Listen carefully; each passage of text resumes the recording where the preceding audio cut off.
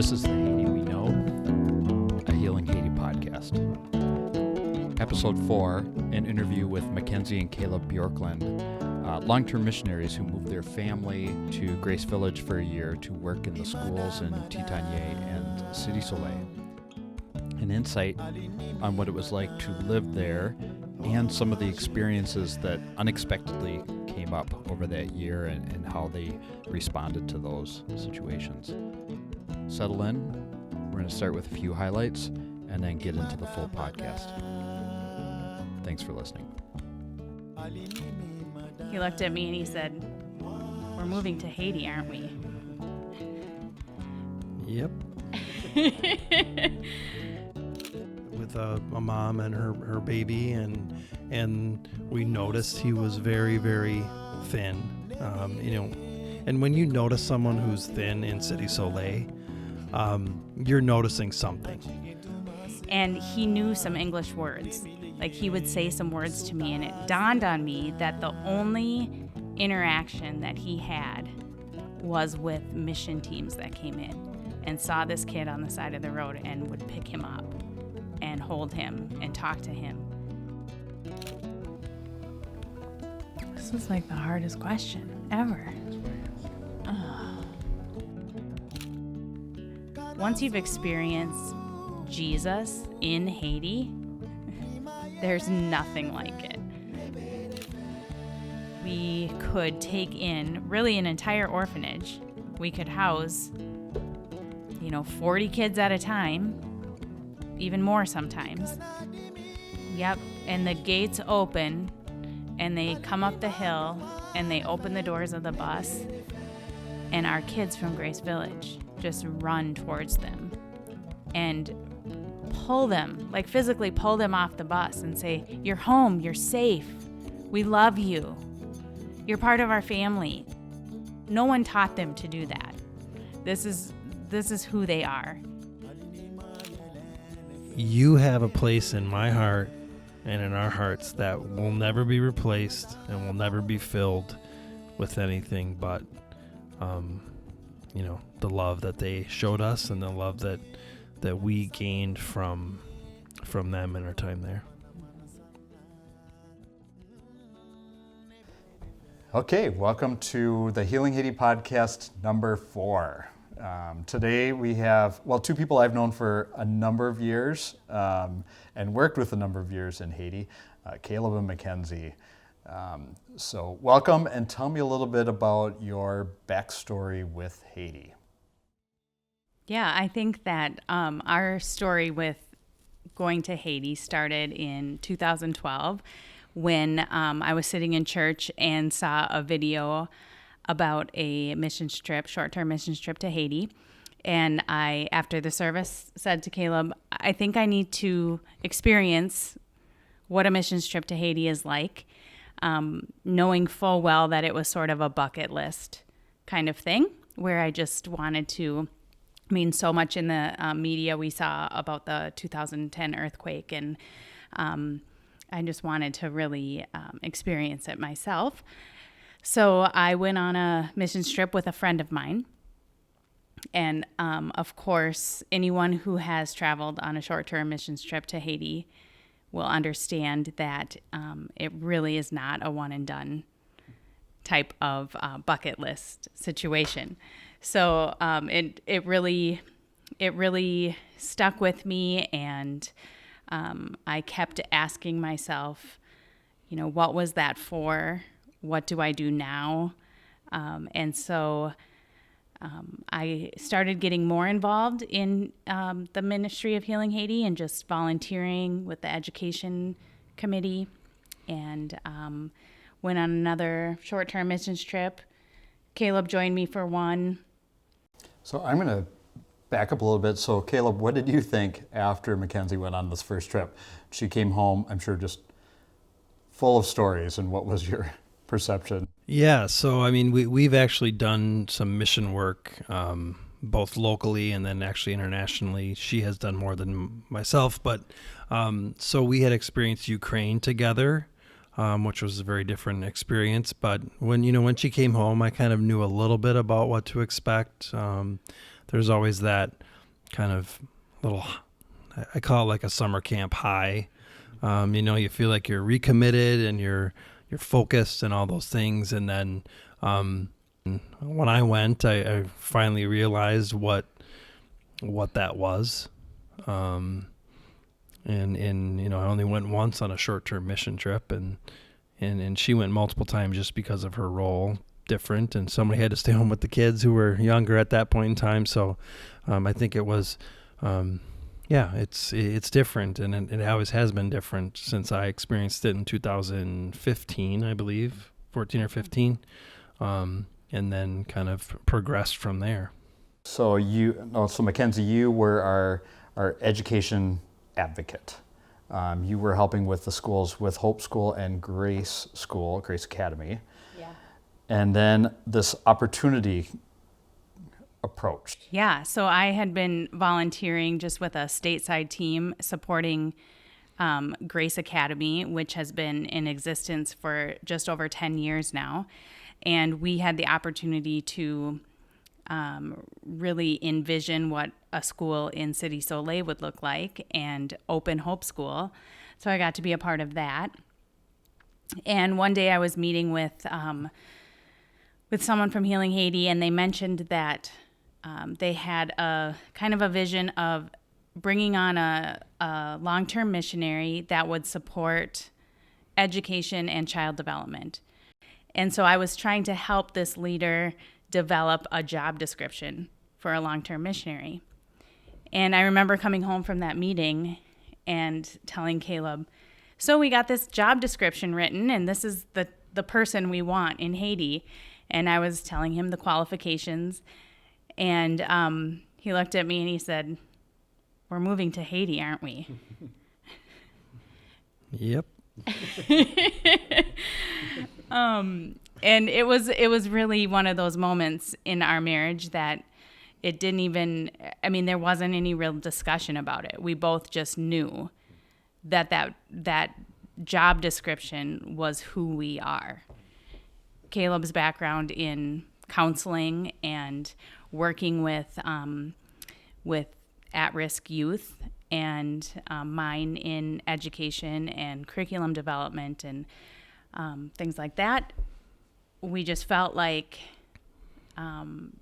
this is a need that we can fill. We have the skill set for it. And then we started really thinking about, how does that work logistically to leave your life and go to a third world country?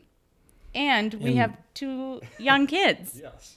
Yeah. And I think what, the short answer is, I said we're moving to Haiti, right? And the reason that my response was that way is because of Haiti, and because of, it's moving your family. Yes, it's doing all the things, checking off all the boxes of what are we doing with our house, what are we doing with all those things. But when you know what this experience has done to your wife and your family and your relationship, you know that's maybe potentially the next logical step.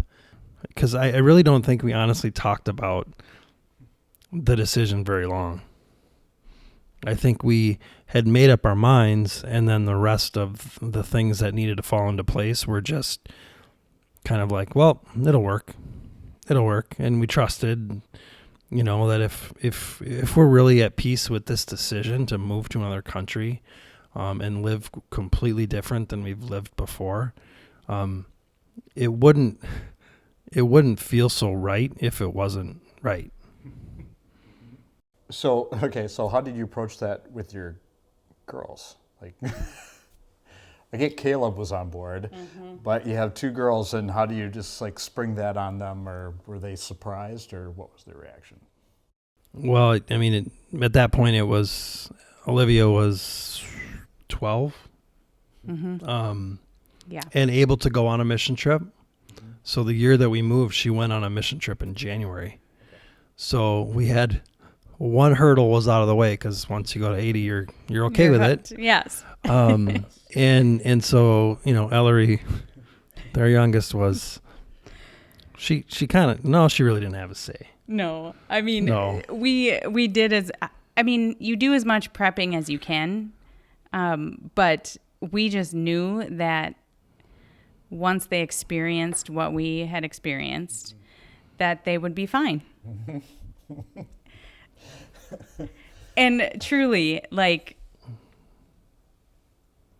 I really wish they were here to tell stories. I know, right? Because, yeah. Well, I can tell you that our youngest was telling us all year how we had taken her away from the most important. We're not going to share that. We're not going to share that. Next question. So the girls were, they adapted. Yeah. I think the girls adapted. I think, I think the structure of the structure of Grace Village, the time we went, being summer, so the kids were around a ton, not in school during the summer, and so I think we had an opportunity to meet some other people fairly early, other missionaries, other Minnesotans actually, some of them. But just a chance to kind of create some normalcy, a chance for them to kind of hang out and do things that we would have been doing back here in the States. In my mind, you guys are always the Swiss Family Robinson family. Like, you go off to this island in the Caribbean, and you. I haven't thought of it that way, but yes, I see some connections. Yeah, so, and tell me, I know you probably have some amazing stories. So let's just kind of wing it and start telling some stories and share.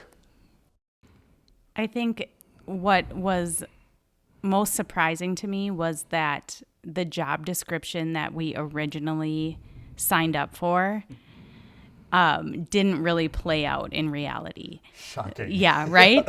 So really every day was we would start our day with, devotions and reading our Bibles and praying and just asking God to open our eyes to what we were supposed to do that day.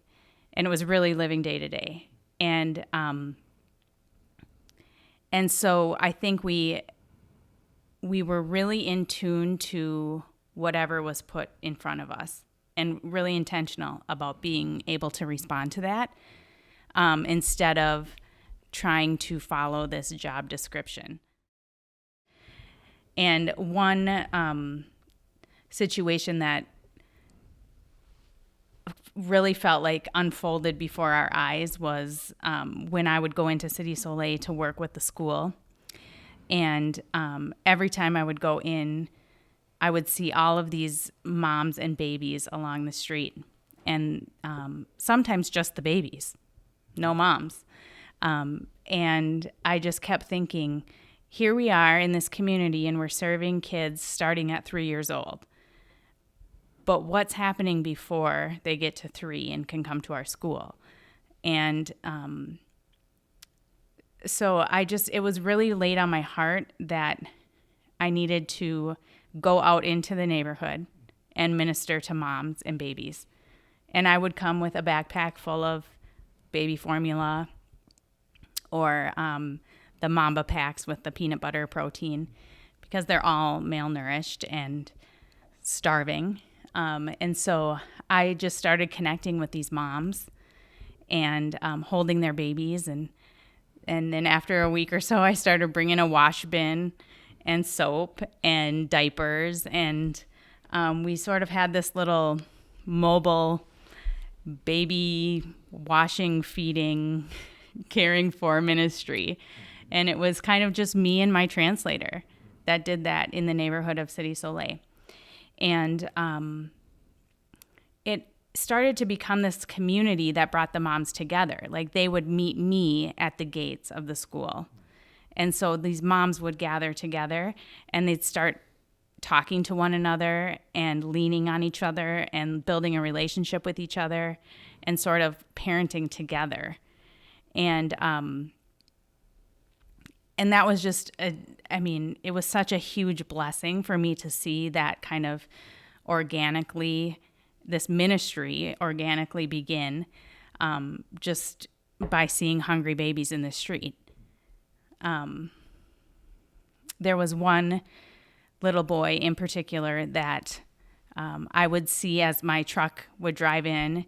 He would be sitting there all by himself. Every time I drove by, he was alone. And sometimes he'd be playing with some piece of garbage or, using a empty nail polish container as a rattle. I mean, just. And how old was he? You think? I guessed about a year old. I found out from the neighbors that he was 18 months and he had been orphaned since he was 3 months old.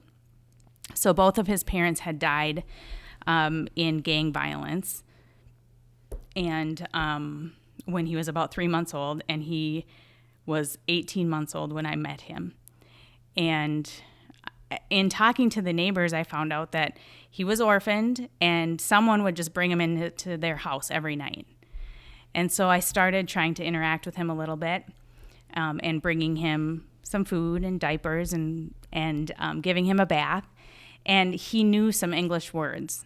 Like, he would say some words to me, and it dawned on me that the only interaction that he had was with mission teams that came in and saw this kid on the side of the road and would pick him up and hold him and talk to him.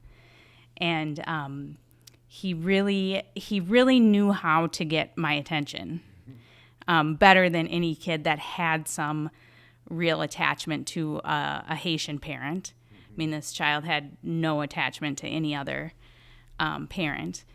And so I just started visiting him every time I went into Cite Soleil, bringing him food, cleaning him, tending to his sores and open wounds. And he was literally crawling through garbage and eating garbage,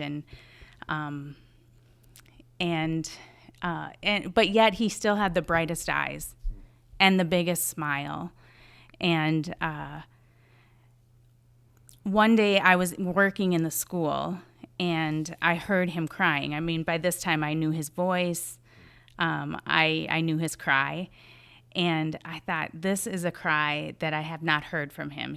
Something's wrong. And so I left the meeting that I was in with the teachers and went and found the house that he was in. He was in a little shack outside of the school.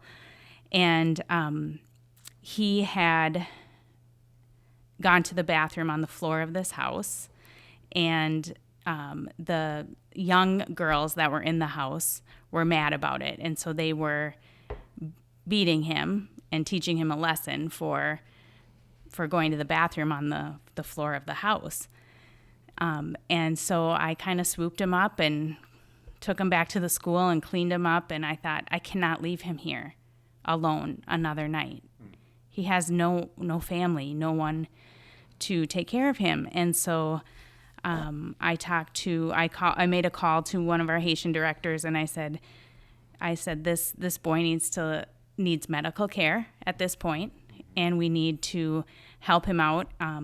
So we brought him up to our clinic and made sure he was safe and cleaned him up. And at that point, I just reached out to the network of people that we had met at that time, and we were able to find a place for him to live, a permanent home for him, outside of the slum that he was born in. But at some point, somebody has to step in and say, this is not going to happen. Not on my watch. Not on your watch. That trajectory of that infant, I mean, it's going to sound grandiose or whatever, but life-saving, of course it's life-saving. Yeah. Yeah. Because you were, like you were saying, Caleb, you guys are watching. Yeah. And open to a different day. Yep. You could have kept your head down and said, this is what my job is, and I'm just going to do my job. And you did it in a different way. I'm going to come here with my eyes wide open, and I'm going to let everything wash over me, and I'm going to experience everything firsthand. Right. And you saw something because teams had been interacting with that child for months, for probably a year. But nobody put it together. I didn't put it together. We just assumed his mom was someplace else. Yeah. Yeah, and I think that's one of the biggest differences in spending a week in Haiti, or even going back on multiple mission trips. You see some of the same faces when you go back, a year separated from each other. But when you're able to recognize a face and remember a conversation and see people grow up even in a short amount of time, that's what's different. Is you can do things that you're not supposed to do. Now it's not advisable probably, and but you can't say things like, well, I'm leaving in a couple days, like what can I do, or how big of an impact can I make, or how far down the path do I want to go in trying to rescue this child, or make I'm here. I can maybe give them some temporary comfort. I can tell the people who live in this area or who work in this area for Healing Haiti, like, hey, watch out for this kid, or what can we do? And I mean, Mackenzie's not one to always stay in the box, and but that's not. I mean, that because you saw what was needed and you acted, and I had a similar experience a little bit later when we had an interaction with a mom and her baby, and we noticed he was very, very thin, and when you notice someone who's thin in Cite Soleil, you're noticing something, and so I went and I found him in the village, and he was laying on the bed in the house, and the mom, I think a nice way of saying it, the mom was indifferent if he were to be there or not be there, and we had seen things progressively kind of get worse, and so at that time I made the decision to maybe push a little bit and to say, hey, this is not okay. And like you said, if we don't do something, why are we here? And we were there to push the envelope a little bit and to use, the resources that have been given to Healing Haiti, by people who've been there or who have a certain interest in what's going on there, and so we did a similar thing where we worked with the mom and said, hey, we want to try to find a way to make this better for you and for the child, and so we picked them up early in the morning and we took the mom and we went to a place in the mountains, and turns out that the baby had more significant health issues than they were able to work with. But some of the networking that Mackenzie had done found him another place, and that place was, they weren't even really open, were they? When this was another organization that wasn't really open. They were opening soon, and we made contact, and they were able to take this child and the mother, with the hopes of allowing them to build a bond, for mom to re-engage with the child, and to be able to, change the future for that child. And unfortunately, the mom didn't choose to engage, and she ended up abandoning the child. But the child was in a place that could thrive, really. The pictures of that child. There's a picture that they sent us that was of him.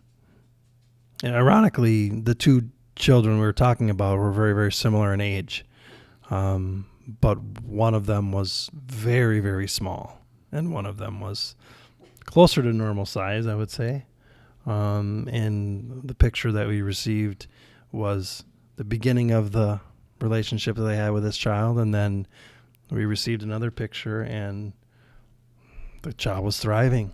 And now, as much as we know, that child has been adopted and is doing well. Mm-hmm. So, yeah. And that adoption went very quickly because the child had some pre-existing medical needs. And so those always get expedited really quickly. And so that child was back, or was with a family in a relatively short amount of time. probably within 6 months, I would Yeah. say. I didn't realize he'd been adopted. Yeah. That's Yeah. amazing. Yeah. So when you look back, so you're sitting at your table here in Minnesota, and you look back at just reflecting on those two stories, is it hard to even wrap your head around that it's true, that it happened, that it's like that's so different than your normal life here? Normal, I guess. I don't know if there's no such thing as normal life, I guess, but Not anymore. no. Nope. The world is crazy. Yes, that's 100%. Yeah. That stays Yeah. in, by the way. Yes. That's in the podcast. Oh, Perfect. Crazy. great. I don't Yes. think that's a surprise to anybody who might Yeah. be listening. Yeah. No. But yeah, so when you reflect back, so when you talk about your days in Haiti, how do you talk about this as a couple? How do you talk about it as a family? Is it just the normal? Like that was just part of our lives, or do you just kind of had to pinch yourself a little Well, bit? I think it's still totally part of our lives because we're very involved still with both child development programs and with education programs. And truly, we have a Haitian family. So, I mean, those texts every day from the people we love in Haiti, it feels like we're just kind of on a long break or something. Like we just haven't gotten back in a while. And, you know, we're trying to plan our next trip to go see our family. And so it's very much ingrained in our lives. And I think, too, as we have a daughter now applying to colleges, she had me read her college essay recently. And she wrote about it was probably the third day we were living in Haiti. And this whole essay was about the moment that she knew what she was made to do and to be. And that was to serve others and to love them and show compassion to them. And she was recalling a water truck experience in Cite Soleil and being able to interact with some of these kids. And it really has created this trajectory for her life now, going into a nursing career and wanting to serve in that way. So, I mean, we see all the time, we see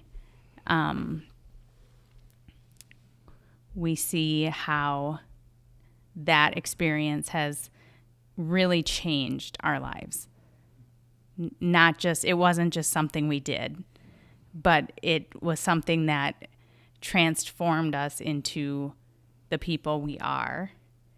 And I think we still really long for those days of being in Haiti and living out who we're supposed to be. And sometimes we come home from the rat race of doing our regular jobs. We both work in schools, and education right now in America is wow, this is what it is. It's a lot. And wondering if this is what we were made to do versus how we felt when we were truly living out our purpose every day in Haiti. And I think that goes back to when you asked, what is it about Haiti? I think once you've experienced Jesus in Haiti, there's nothing like it.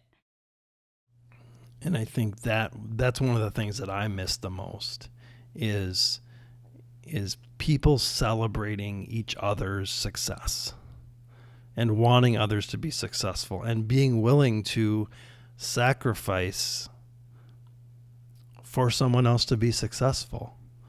I think of times when Well, just like a contrast of, we just had Halloween here, right? And so there's so much candy and there's so much of that stuff, like around school and around, handed out. And so many times when we were able to provide some candy for the kids or something for someone in the community, the first thing they do is look at how it can be divided between whoever's there. It's not feed me. And they're probably just as hungry as everybody else. And even in Cite Soleil, get a cracker. And there's 2 crackers in a packet. And that means that probably 4 kids can have a half a cracker. Whereas, I don't think that the word mine is necessarily a common one in Haiti. I'm sure it is, but it's way more collective. It's way more sacrificial, I think, in a lot of ways. Someone else's struggle is your struggle too. So one thing we did when we were in Haiti was every week we would meet with the child development team. So our Haitian leaders that are working on programming for the kids that live at Grace Village that are in our care. And we always wanted to focus on having this trauma-informed care plan and being very intentional about making sure we were raising these kids really to the best of our ability. And we often struggled through those meetings. Like, are we doing this right? Like, this is a huge burden to bear that we have 60 kids in our care they have mommies and poppies, and they're living in homes where they kind of function as a family unit that looks similar to what we know in America as a family unit. But I think we always carried this huge burden. Is this working? Is what we're trying to do? Because we're certainly trying to do something different than institutionalized orphan care. And is this working? And I think the current reality in Haiti right now, where we're seeing these refugees going to Grace Church, and we're seeing our kids serving them, being the hands and feet of Jesus. Like, this is just like coming to fruition, like what we've always dreamed these kids would be, like what we know these kids are, who they are in Christ, who they're created to be. And we're seeing them live that out. And there's no American there directing that. Like, this is coming from who they are. They're serving. And we witnessed that many times over while we lived there. So Healing Haiti, once we moved our kids into family-style homes, we had these orphanage buildings. The leadership within Healing Haiti realized very quickly after building an orphanage that this is not what we wanted to do for kids. I think the Lord laid it on our hearts that this is not how you raise children, and we responded like we do, because that's what Healing Haiti does. We are open to the Lord's leading.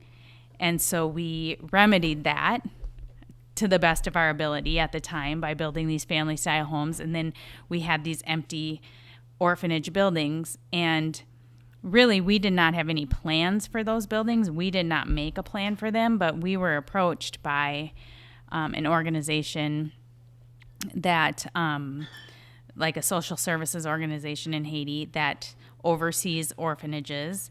And when they came across an orphanage that was corrupt or where there was abuse or any other issues that meant that they needed to shut it down, they knew they could contact Healing Haiti and we would have a safe place for kids to go. And so it sort of became this respite care program where we could take in really an entire orphanage. We could house, 40 kids at a time, even more sometimes. And so we would see while we lived there, we would see a busload or a van load of kids come in, knowing that they were just pulled from a really horrific situation. Yeah, because if you shut down an orphanage in Haiti, if the government shuts it down, it's a nightmare. Yeah. Those kids are coming from the worst things you can imagine. Yeah. And now they don't know where they're going, and they're Yep. in a bus, and they pull up to Grace Village. And the that's what you gates see. open, Yeah.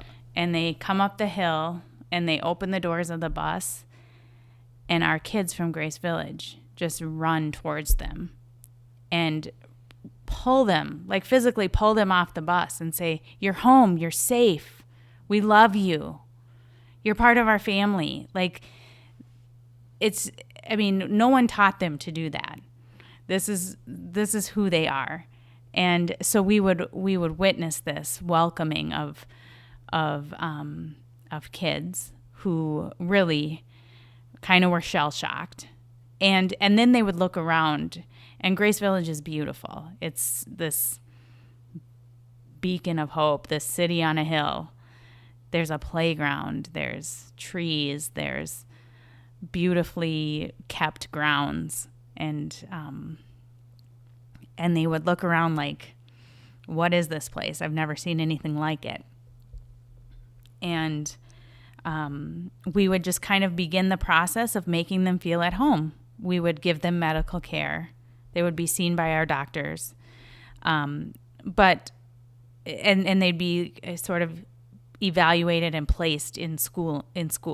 Like, what are their needs academically? Well, and a lot of times when this would happen, it would happen spontaneously, Yes. right? Like, Grace Village isn't like given a month's notice. Oh, no. You're going to get a busload of kids. No. And they're going to live there. You're Exactly. giving like hours notice sometimes, right? Oh, and sometimes for Caleb and I, we would look out the window and see a bus coming up the hill. Like, oh, we didn't get the memo. We're getting new kids. Yeah. And so, yeah, it was just a lot of, reacting in the moment. But we are fortunate enough to have a staff where we have a social worker and we have a psychologist alongside our mommies who have all been trained in TBRI, trauma-informed care. And so there's a lot of support, which we're seeing the fruits of that labor now when we see our kids, living out, Serving others. And I think we've always seen those kids as the future of Haiti. And every decision we've made has been because we believe that, they are fearfully and wonderfully made with a purpose, with a calling, and we are, we're going to support that. We're going to nurture that. I don't think we've ever viewed them as victims or orphans or these, like a problem to solve. Like, it's like we just get to be a part of seeing what happens in their lives. And if you were going to, so I'm going to pull this. I'm going to pull a Healing Haiti mission trip card on you all. If you had to reflect back on your year in one word, what would it be? How many hyphens can we use? I'll give you a bunch of hyphens. Well, the first word that came to mind was transformation. And I just think that God used that year to just really reveal to us who we can be, who we were created to be.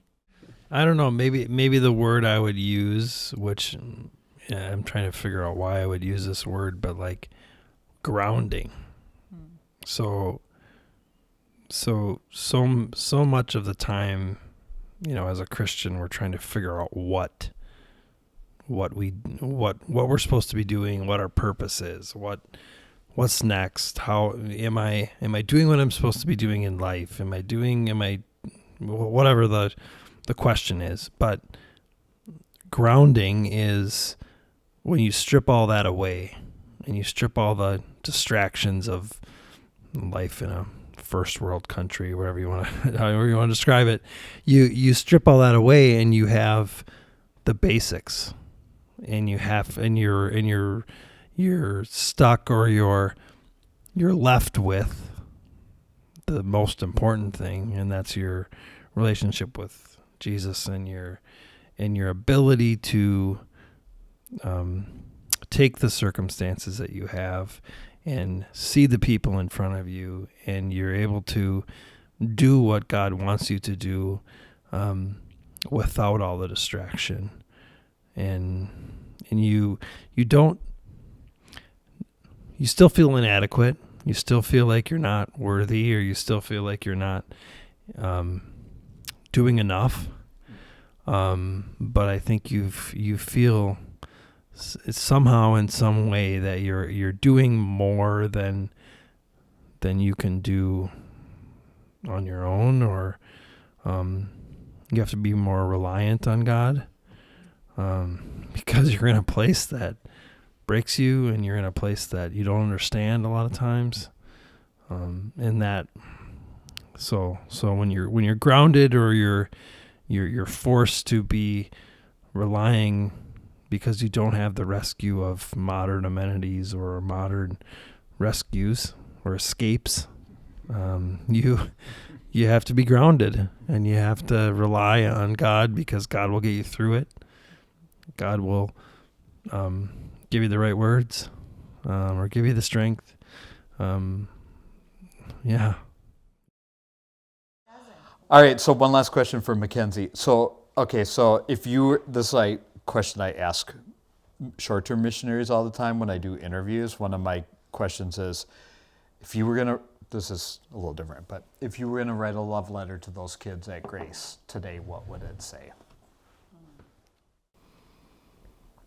This is like the hardest question ever. That's why I ask it. Oh, It's a good one. it is. Write them a love letter to help them get through the next 3 months. Well, to the kids at Grace Village, I would just say that you are enough. Like, you have been created to be anything that you want to be. You can be anything you want to be. You have all the potential in the world. You are loved beyond measure by your Heavenly Father, but also by all of the people whose lives you've touched, all of the short-term missionaries, the long-term missionaries, the staff members, the mommies that show up every day because they love those kids like they're their own. We are incredibly proud of who they are. And we believe in them. We believe they are the future. We believe that they will change history in Haiti because they find their source of hope in Jesus, and they know how to love unconditionally, and they know they live out the gospel.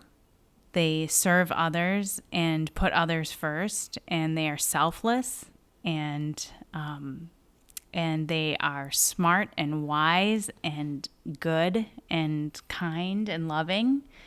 And I could not be, if they were my own children, I love them like they're my own children, but I'm proud of them like they're my own children. I guess I would tell them that you have no idea the impact that you've had on the people you've come across, short-term, long-term, random people coming to Grace Village. Your strength and your ability to keep going in a situation that is far beyond most people far beyond what most people will ever experience in their life, and to show Christ's love and to give to others in that way is, it's immeasurable. You've changed. I told you this when we left, and I didn't do it very well because I was a blubbering idiot, but you have a place in my heart and in our hearts that will never be replaced and will never be filled with anything but the love that they showed us and the love that we gained from them in our time there. All right, Caleb and MacKenzie, I want you to sign us off in Creole. Bonne nuit. Bonne nuit. Bon nuit, everybody. Thanks for listening.